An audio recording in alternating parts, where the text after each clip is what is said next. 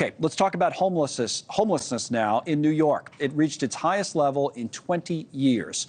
The city's shelters feeling the brunt of the crisis, in part due to the influx we've seen of migrants. But the issue doesn't end in New York. Advocates are waiting on a major decision from the Supreme Court that could drastically change how city officials tackle homelessness. We're joined now by Reverend Liz Theoharis, who's the executive director of the Kairos Center of Religion, Rights, Social Justice, co-chair Poor People's Campaign. Thank you for coming on. Let me just try to go through this. We'll start with New York, right, and then kind of broaden it out. I want to talk about the Supreme Court and what's going on around the country. But if you look at these numbers in New York, they've been high for a while, but you would think they would be coming down, post-pandemic, but a little bit of an increase 2023 until 2024. So you got a little over 4,000, then above 4,100. So talk about what you're seeing in New York first.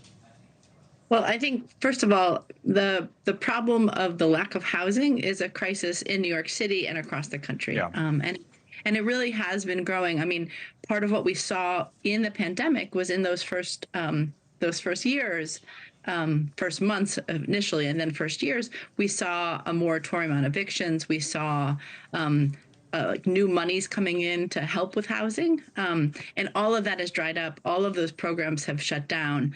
And in fact, more and more families in New York City, New York State, and across the country are actually housing insecure. I mean, it's one of the big issues that is not being talked about in this election.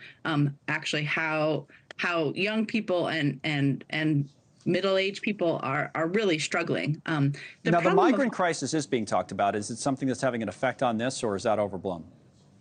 Well, I mean, I think that indeed there are more people coming into the New York City shelter system because of immigration. But to have our politicians, our mayor, other folks in the city saying that the city just can't actually handle this, it's not true. We have the resources, both in New York City, as a resident of New York City for more than 20 years, and as a resident of this nation. I mean, there are basically 5 abandoned houses for every unhoused person in this country. So we do not have a lack of housing. We have an affordable housing crisis. And I think that's actually what's going on. The idea that we kind of can't accommodate the need is simply not true. Right now, there's, instead of putting money into housing, there's more money being into policing, into other things that are actually not benefiting and lifting people both out of homelessness and into housing, but also not touching on other needs that people have. Let's talk about that, and we'll look at the numbers and broaden it out beyond New York, talk about housing affordability and this, as you say. So if you look at homelessness, first of all, 653,000 people homeless in 2023, rising 12% year over year, 31% with chronic homelessness, more than 1 in 5, 55 and older. But then I put up your piece about this, housing not handcuffs, and read from this the moral response to all of it. The Supreme Court's decision could dramatically criminalize poverty and homelessness nationwide, especially if cities near Grand Pass in Oregon and across the country are putting similar restrictions. So let's talk about that. We mentioned it in the intro, but haven't gotten into it yet, and what the Supreme Court is facing.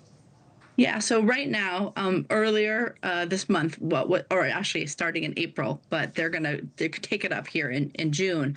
The Supreme Court is seeing a case that is about the kind of complete criminalization of involuntary homeless people.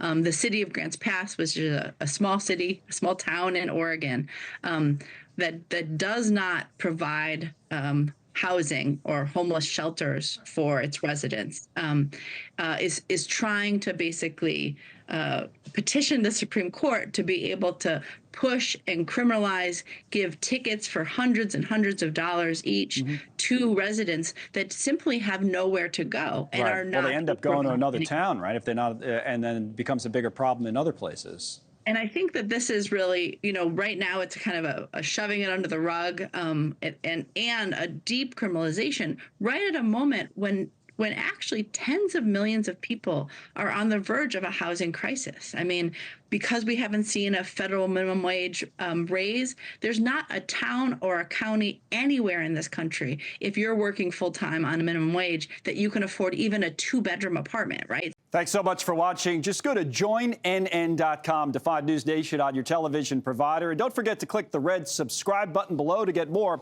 of NewsNation's fact-driven, unbiased coverage.